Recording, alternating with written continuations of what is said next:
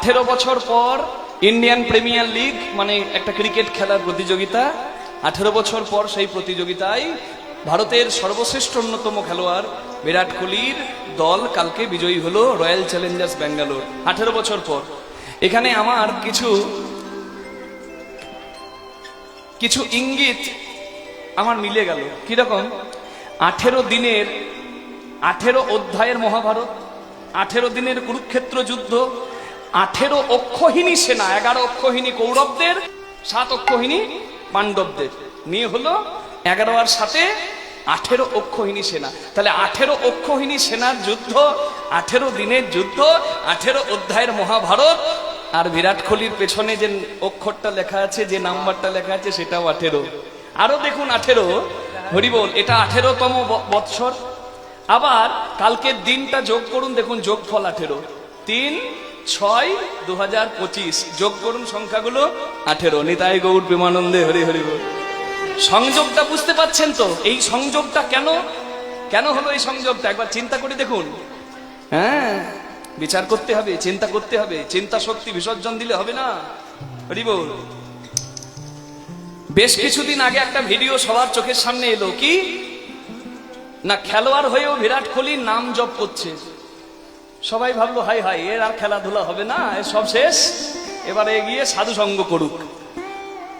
কিন্তু যারা ধর্মপ্রাণ সনাতনী তারা বুঝতে পেরেছে যে আধ্যাত্মিকতার কত মূল্য।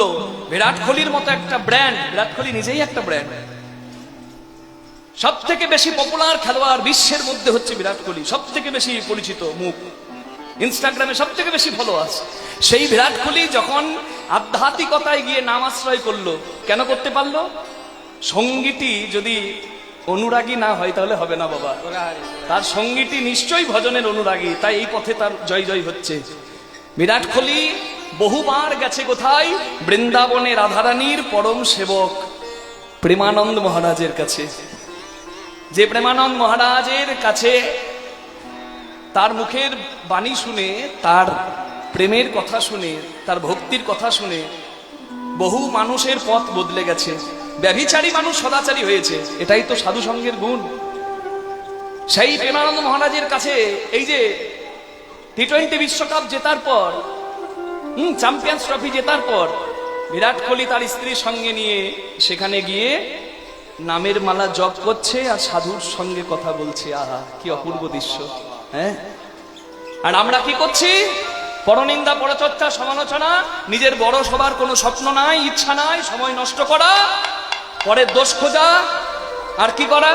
অখাদ্য কুখাদ্য গ্রহণ করা। বিরাট কোহলি ভেগান, মানে জানেন তো, বিরাট কোহলি কিন্তু মাংস আহার করে না। তার ফুর্তি দেখেছেন? কালকে এত উঁচুতে লাভ দিয়েছে বাবা, আপনি সারা জীবন চেষ্টা করলে বোধহয় লাফাতে পারবেন না। কেন? তাহলে তার কি শক্তি নাই? জয় রাধে, সব জুগিয়ে দেবে গোবিন্দ। কি নাই?